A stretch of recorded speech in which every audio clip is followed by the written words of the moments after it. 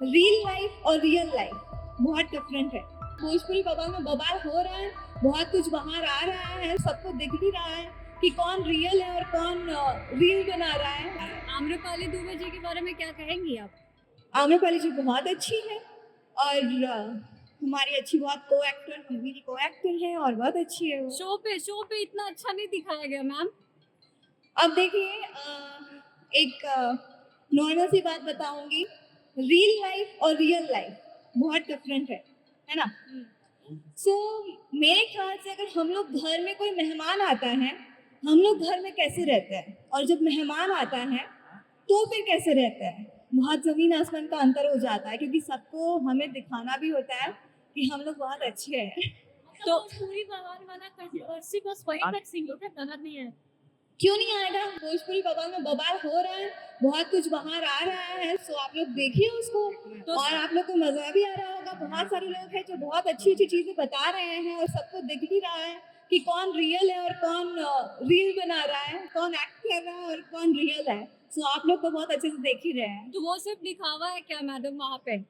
Reality show में दिखावा नहीं होता। पहली बात, यहाँ पे बहुत सारे लोग बोल रहे स्क्रिप्टेड है और जबकि ये बिल्कुल भी स्क्रिप्टेड नहीं है।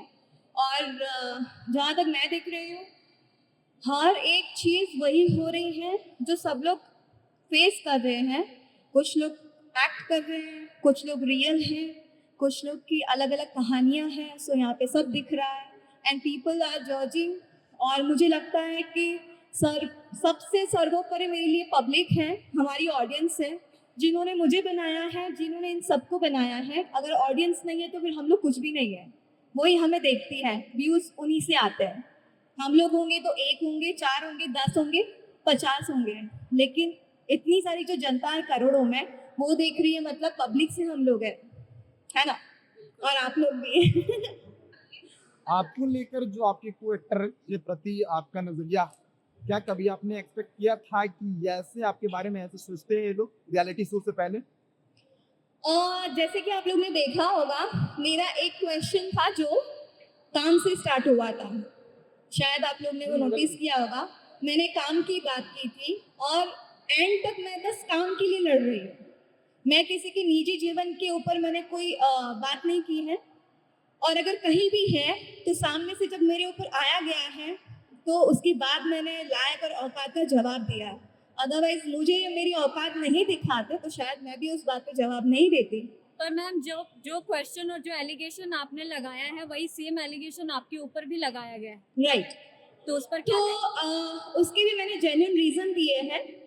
एज एन आर्टिस्ट हम लोग जो ट्रोलिंग सहते हैं यहाँ पे कि पैरिंग अच्छी नहीं लग रही है, बहुत हेल्दी है, मैं हेल्दी अपने, अगर मैं हेल्दी हूँ तो मेरे सामने वैसा ही फिर आदमी भी रखो जो मेरे सामने सही लगे, क्योंकि हम लोग को स्क्रीन पे दिखना है।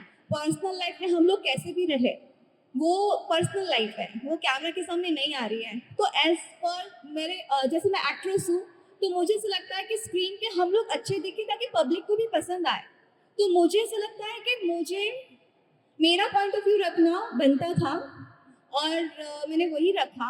और ऐसी चीज़ यहाँ पे बहुत सारी हो चुकी है, बहुत सारे टॉप के एक्टर्स के सेट पे भी हो चुका है जो हीरो है, लेकिन मैंने बोला यही सब लोग को दिखता है यहाँ पे, जहाँ पे बहुत कहते हैं ना पावर होता है और बहुत सुपरस्टार्स हैं सारे, तो उनको ये क्वेश्चंस नहीं किए जाता है क्योंकि मैं हूँ, शायद मुझे इसलिए पूछा जा रहा है। लेकिन किसी को यहाँ पे मुझे ऐसा लगा किसी में हिम्मत नहीं कि सामने वाले को बोल सके जहाँ पे बहुत पावर है।